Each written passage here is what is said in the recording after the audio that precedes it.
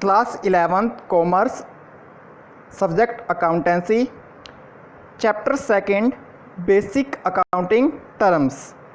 इससे पहले वाली वीडियो में हमने बेसिक अकाउंटिंग टर्म्स में से कुछ टर्म्स स्टडी की है। आज हम उसके आगे कुछ टर्म्स के बारे में और स्टडी करेंगे। Basic accounting terms. परचेज, आज की पहली टर्म है purchase. To obtain in exchange for money और इट्स इक्विवेलेंट वाई। दैट मीन्स परचेज क्या है? अगर आज आपके पास मनी है, उसके बदले में आप कोई भी गुड्स लेकर आ रहे हो, उसके एक्सचेंज में कोई भी चीज़ परचेज कर रहे हो, यानी कि बाय कर रहे हो, इसे हम क्या बोलते हैं? परचेज। परचेज कितने टाइप्स की होती है? First, cash purchase. It's nothing but cash and carry transaction. अगर आज आपके पास कैश है, कैश देकर आपने परचेज किया, तो ये परचेज कौन सी होगी? Cash purchase. Second, credit purchase. Credit purchase, payments are made after few days, months for the day when the goods are received. Credit purchase वो परचेज होती है जिसकी पेमेंट है कुछ दिनों के बाद की जाती है, यानी कि उधार खरीदा हुआ goods, credit purchase. Third, purchase return. It's no type of purchase, लेकिन फिर भी परचेज से मिलता जुलता वर्ड है परचेज रिटर्न। परचेज रिटर्न क्या है? Goods purchase from the seller are return due to damage, we can say return outwards. Purchase return क्या है? जब सेलर ने गुड्स बेचा, हमने गुड्स परचेज किया, अगर हमें गुड्स अच्छा नहीं लगा, किसी भी रीज़न से हो सकता है, गुड्स डैमेज है, डिफेक्टिव है या बैड क्वालिटी का है, तब हमने गुड्स को क्या कर दिया? वापस कर दिया। परचेज किया हुआ गुड्स रिटर्न करना, जिसको हम क्या बोलते हैं? Purchase return. इसका एक नेम और है जिसे हम बोलते हैं रिटर्न आउट वार्ड्स, यानी कि खरीदा हुआ गुड्स वापस करना। इसके बाद नेक्स्ट टर्म आती है सेल्स। सेल्स क्या होती है? Earning of revenue for the goods and services rendered, यानी कि अपने कोई भी गुड्स है उसको बेचने के बदले में जो भी हमारी अर्निंग होगी एज ए रिवेन्यू, जिसे हम क्या बोलेंगे? सेल्स। हम सर्विस प्रोवाइड करवाएंगे या कोई भी गुड्स प्रोवाइड करवाएंगे, उसके बदले में आने वाली रिवेन्यू एज ए अर्निंग। अब सेल्स के कितने टाइप्स हैं? First, cash sales. Cash is received as soon as the sales are made. हमने गुड्स बेचा, एट ए टाइम हमें कैश भी रिसीव हो गया, इसे हम क्या बोलेंगे? कैश सेल्स, यानी कि सेल्स करने के तुरंत बाद कैश का मिलना, cash sales.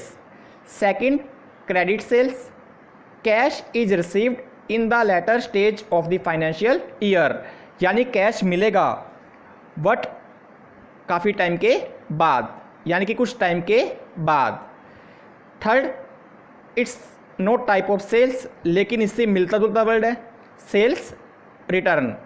Goods return by the purchaser to the business, इसको हम बोलते हैं सेल्स रिटर्न, या एक नाम और है रिटर्न इनवार्ड्स। सेल्स रिटर्न क्या होता है? जब बिजनेसमैन से कोई भी परचेजर गुड्स परचेज कर लेकर जाता है, हमसे परचेज किया, बट वो गुड्स किसी रीज़न से पसंद नहीं आया, तो गुड्स को क्या किया गया? वापस किया गया, इसे हम क्या बोलते हैं? Sales return. यानी कि देखो पॉइंट ऑफ व्यू क्या हुआ, परचेज रिटर्न और सेल्स रिटर्न के बीच में क्या डिफरेंस हुआ? परचेज रिटर्न का मतलब गुड्स परचेज कर वापस करना, सेल्स रिटर्न का मतलब गुड्स बेचकर वापस आना। इसमें परचेजर बिजनेसमैन को क्या करेगा? गुड्स वापस करेगा, इसको बोलते हैं रिटर्न इन वार्ड्स। इसके बाद नेक्स्ट टर्म आती है एसेट्स। एनी फिजिकल थिंग और right on that has a company value is an asset.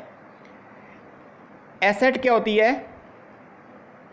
एक कंपनी के पास या एक पर्सन के पास जो भी मनी है या कोई भी एसेट है जिसकी वैल्यू है, किसमें? मनी में। कोई भी फिजिकल थिंग हो सकती है जो पर्सन के पास है, जिसको अपने क्या बोलते हैं? एसेट्स। सिंपल सी बात देखिए, अपने बिजनेस में हमारे पास कैश पड़ा हुआ है जिस पर अपना खुद का राइट है, हमारी खुद की कैश है, जिसको हम क्या बोलेंगे? एसेट्स। अगर हम जिस बिल्डिंग में बैठे हैं वो बिजनेस के लिए क्या होगी? उसकी एसेट्स। ऑफिस के जो भी अपने इक्विपमेंट्स हैं, जैसे कि आप देख सकते हो फर्नीचर, ये भी बिजनेस के लिए क्या होगी? एसेट्स, क्योंकि इस पर बिजनेसमैन का खुद का क्या होता है? राइट होता है, उसकी वैल्यू है मनी में, इसलिए अपने इसको क्या बोलते हैं? एसेट्स, जिसकी फिजिकल थिंग्स में अपने एसेट्स को जजमेंट कर सकते हैं। Assets can be classified as, assets के कुछ टाइप हैं, जिसमें पहला टाइप है फिक्स्ड एसेट्स। नाम से क्लियर है, फिक्स्ड। फिक्स्ड मतलब स्थाई। Fixed assets are those assets which are purchased for the purpose of operating the business and not for resale. Fixed assets ऐसी एसेट्स होती है जिसको हम परचेज कर लेते हैं बिजनेस को ऑपरेट करने के लिए, इसको वापस बेचा नहीं जाता। फिक्स्ड का मतलब हमारे लिए वो चीज़ क्या हो जाती है? फिक्स्ड। एक बार हमने परचेज कर ली, लॉन्ग टाइम तक हम उसका यूज बिजनेस में लेते हैं, वो होती है fixed assets. Example, land, building, machinery, furniture. अब ये आपके सामने 4 एग्जाम्पल दिए गए हैं, ये चारों फिक्स्ड एसेट्स है।